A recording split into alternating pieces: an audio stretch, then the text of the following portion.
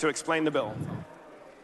Thank you, Mr. Speaker. Members, House Bill 1340 addresses what perhaps is our most solemn and important responsibility as legislators and policymakers, and that is the imposition of the death penalty in Texas, deciding which Texans and which crimes are deserving of the ultimate punishment here in Texas.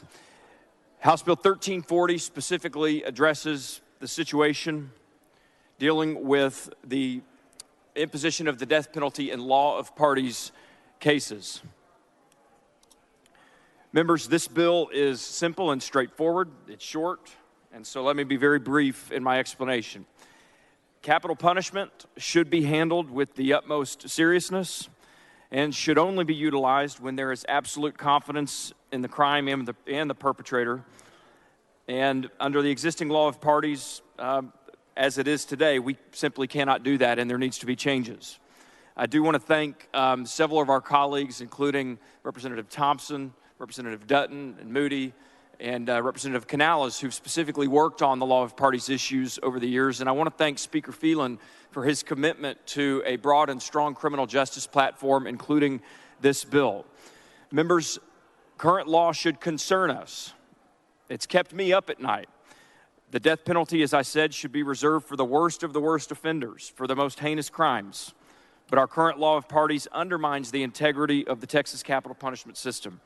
This bill, members, House Bill 1340, brings Texas in alignment with Eighth Amendment standards by stating that to be convicted of capital murder under conspiracy party rule, a defendant had to have been a major participant in the underlying conspiracy and acted with reckless indifference to human life.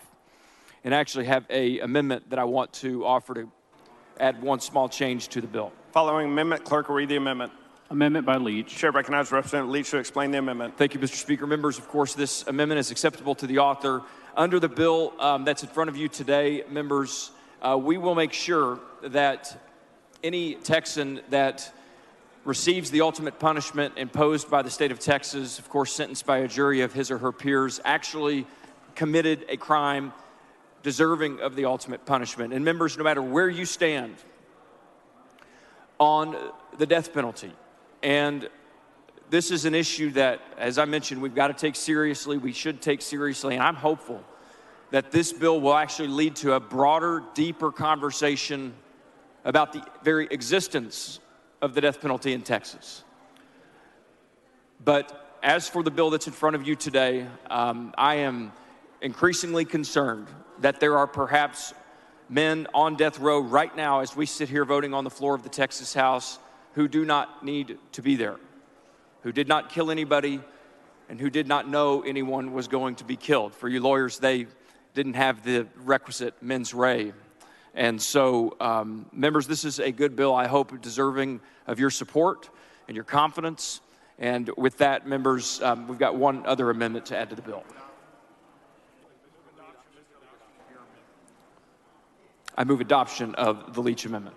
Representative Leach sends up an amendment. It is acceptable to the author. Is there any objection? Chair hears none. The amendment is adopted. Following amendment, clerk will read the amendment. Amendment by Thompson of Harris. Chair recognizes Representative Thompson of Harris to explain the amendment. Mr. Speaker and members, this is an amendment that requesting the Board of Pardons and Parole to review the criminal conviction of each inmate who is serving a sentence of death and found guilty as a party under Section 7.02B of the Texas Penal Code to identify appropriate inmates to recommend to the governor for purposes of granting clemency. I move its adoption. Thank you. Representative Thompson of Harris sends up an amendment. It is acceptable to the author. Is there any objection? Chair hears none. The amendment is adopted. Does any other member wish to speak on for or against House Bill 1340? If not, the chair recognizes Representative Leach to close. Thank you, Mr. Speaker. Members. Representative Schofield, for what purpose? Will the gentleman yield? Does the gentleman yield for questions? Yes. Mr. Leach, I like your bill. I understand what we're trying to do. We're trying to make sure that a person who just sat outside in the car and expected a quick robbery with nobody getting hurt isn't given the death penalty. My question is very specific. It's on page 1 on lines 17 and 18. where we are taking out of the jury, out of the charge to the jury, the question of whether the defendant anticipated that a human life would be taken. I wouldn't think that that would fall into the category of the things that we're trying to protect in this bill. If you go into the crime, and maybe you are the lookout, but you know we're here to kill Mr. Leach, I'm here to look out, I anticipate the life's going to be taken, but I didn't take it. Why do you have that in here as something that we're going to take out in this bill? Well, my First Amendment addressed this situation, Representative Schofield, the First Amendment to the bill that I accepted, dealing with, quote, the unlawful purpose of the conspiracy. And so you hit the nail on the head with your example. For instance, two specific cases come to mind. The case of Jeff Wood, who's currently on death row. He's actually been there, members, for over 25 years for a crime that was committed in Kerr County. In Mr. Wood's case, Mr. Wood was expecting to be the getaway driver for what was going to be the robbery of a convenience store. Little did he know that his friend who sat in the passenger seat actually had a gun confiscated in his pocket.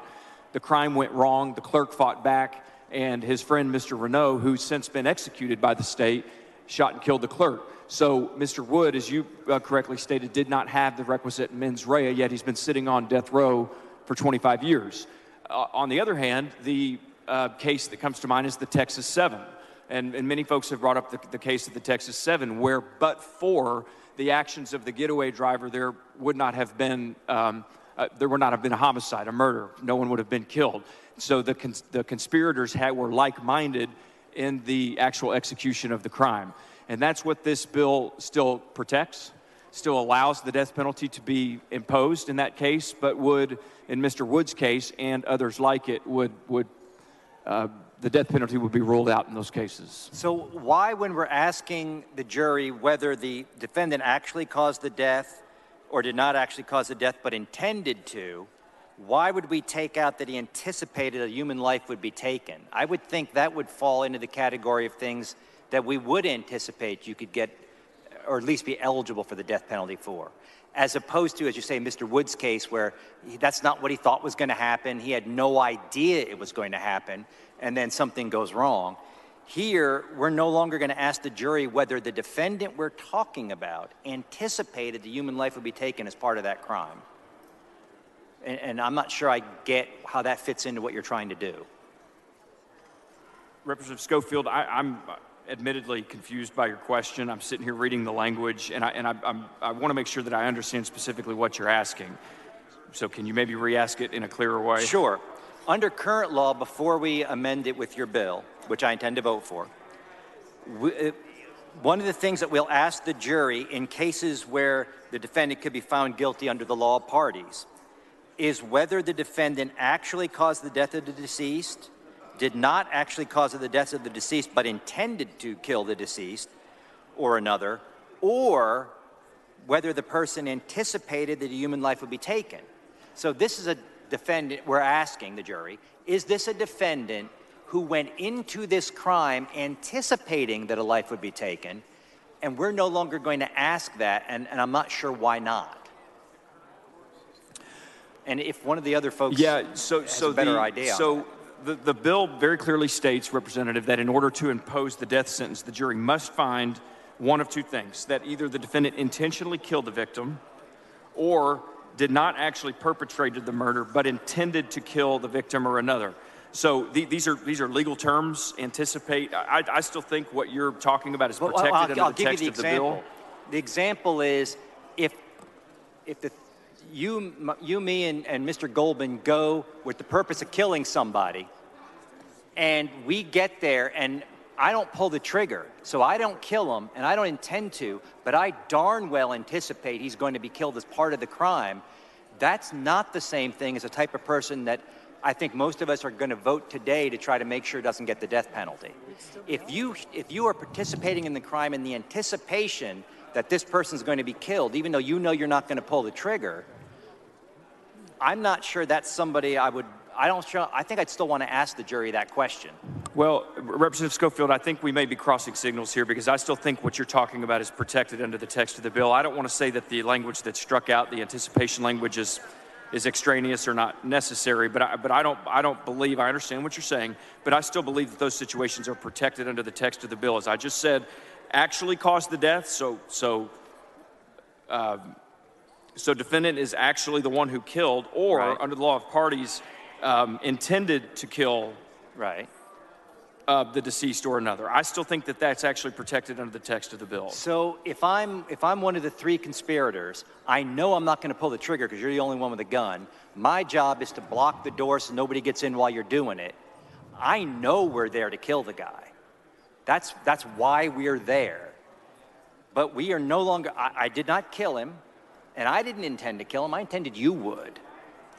We are no longer going to ask whether I anticipated that a human life would be taken. I presume that's the reason for asking under current law if you anticipated the human life would be taken. Yeah. Am I missing something? Well, and I don't do criminal law. So we want to have, when we're those who talking do. about the imposition of the death penalty in this situation of the law of parties, we want to actually have that intent. The intent, not just the anticipation that might happen, but the intent to effectuate that crime. And that's the purpose of us striking that language and including this other language further down the bill. And so I understand what you're saying, and I'm not saying your question is not without merit, but I believe that it's still strongly protected under the bill, and I actually think the new language is more clear than the old language. And I still intend to vote for your bill. I just hope we don't get to a situation where, we have gang members who don't get the penalty, for killing some kid when all of them involved knew what they were doing. But I appreciate it, and I thank you for bringing the bill. I think it's going to do a world of good. All right, thank you. Representative Collier, for what purpose? Will the gentleman yield for Does the some gentleman questions? yield for questions? Yes. The gentleman yields. Chairman Leach, thank you so much for this bill. Like you said earlier, many members have tried to pass this, and it's been brought up because this is a very important issue. I want to appreciate Representative... Members, please take your conversations outside the rails. I want to appreciate Representative Schofield's concerns, but my understanding is that they have been addressed in your bill already, and perhaps that first page and that section is not necessary, because if you go to page 2, section B, it very clearly states it addresses the anticipation part. And B2 says a conspirator acts with reckless indifference to human life if the conspirator is aware of but consciously disregards a substantial and unjustifiable risk. So that deals with the anticipation and awareness of the mens rea part that he's addressing. That's exactly right, Representative, and that's well said. This bill is dealing with the imposition of the death penalty in law of parties cases, and we want to reserve, by way of this bill, the death penalty for the cases in which there is intent. That is a legal term for intent, not only on the part of the one who actually fires the gun and does the killing, but intent on the getaway driver or the co-conspirator. Anticipation is still in code. It's in another section of code, and you could still do life, a life term without the possibility of parole in an event where there was an anticipated crime, but not the intent found by the jury. That's still protected. This is only dealing with when the death penalty is imposed. Absolutely, and so I don't think that, I believe that his concerns are already addressed in the bill that we have in front of us, and so I want to make sure that members know that the concerns that Representative Schofield raised are already addressed in this bill, and it's been taken care of. And so you have a great bill, and I want to thank you so much, and I fully support this. Thank you, Madam Chair, for your leadership. I again want to thank, of course, Chairman Dutton here, and Representative Thompson, Speaker Moody, Representative Krause, so many of you who are passionate about this issue and have worked with us. Members, in closing, I want to challenge you as your friend and your colleague. And I specifically want to talk to my Republican counterparts, especially those who are going to be voting on pro-life bills as early as tomorrow. It is our obligation. Members, please take your conversations outside the rails. Members, it is our obligation as legislators, as Texans, and for those of us who pride ourselves on doing everything we can to protect innocent life, I encourage you and implore you to think deeply about the death penalty in Texas. Just today, I read a story from our state to the north, Oklahoma, where they literally have found DNA evidence exonerating a man who was executed 4 years ago. That should keep us up at night. And so I ask your support of this bill. This is common sense legislation that every single one of us should be able to support. And going forward, whether this is your first term, your last term, or whether you are here 10 more terms, this is a conversation that every session we should take seriously and should be open to being very thoughtful and intentional about as legislators. So thank you, members, and with that, I move passage. Question occurs on passage to engrossment of House Bill 1340. A record vote has been requested by Representative Moody. A record vote has been granted. The clerk will read the bill. Show Representative Moody voting aye, Representative Dutton voting aye, Representative Leach voting aye. Have all voted? Have all voted? There being 138 ayes and 4 nays, House Bill 1340 is passed to engrossment.